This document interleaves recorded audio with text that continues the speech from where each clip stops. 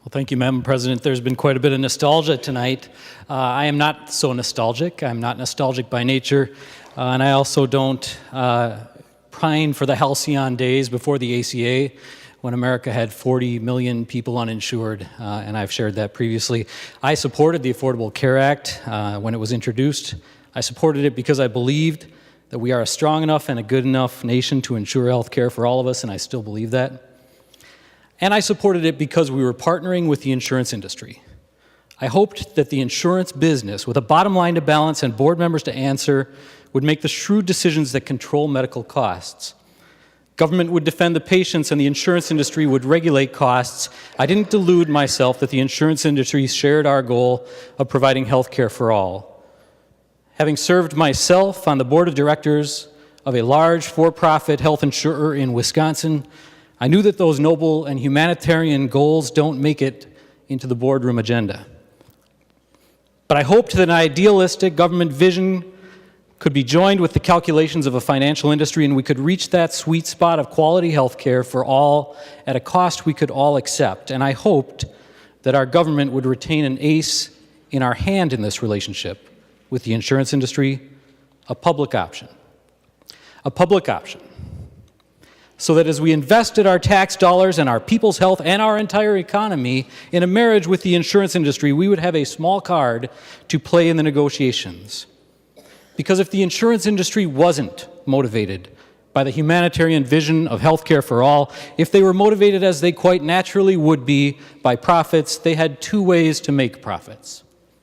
They could begin the difficult work of health management and cost containment, or if they wanted to maximize their negotiating power with the state of Minnesota, they could do something like this. They could enter the market with extremely low and patently unsustainable rates. And then as the individual mandate took hold and there was no public option with which to compete, they could pull out of markets that were less than profitable, markets like Moorhead and Virginia and Becker and Austin. And then they could raise rates in the individual market to outrageous levels with appalling deductibles so that Minnesotans would demand an answer. And then, standing in full control of the health care delivery system in Minnesota, they could return to the government and renegotiate the deal. And a suppliant legislature could write a bill that covers their expensive claims on the backs of taxpayers to the tune of $600 million over 2 years. And this, of course, is where we are in 2017. And what comes next once beaten? What prevents our next beating? Do we leave this round stronger, or as I see it, profoundly humiliated and abjectly helpless for the next round? Members, we can still add a small ace to our hands. It is in our power to add a public option to the market. In communities that have been abandoned by all insurance providers but one, where providers have a de facto monopoly and can set rates at any levels, a public option increases competition by offering a reasonably priced alternative. And we can make the public option small, we can adjust the reimbursement rates so that doctors and hospitals are satisfied, we can do it in any way we choose, and I still think it will be less expensive than what we are doing going forward.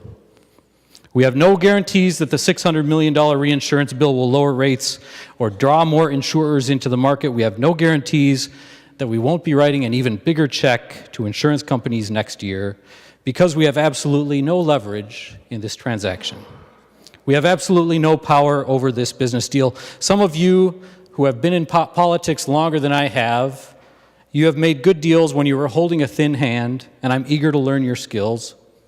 But we are holding nothing. Without a public option, we are at the abject mercy of the insurance industry. I still believe we are strong enough and good enough to ensure health care for all, but even if you don't share that dream or you think I'm naive, I ask you to be a better negotiator for the taxpayers of Minnesota. Be the business people that so many of you already are. Give the people of Minnesota the advantage of a decent hand. I stand in support of the amendment.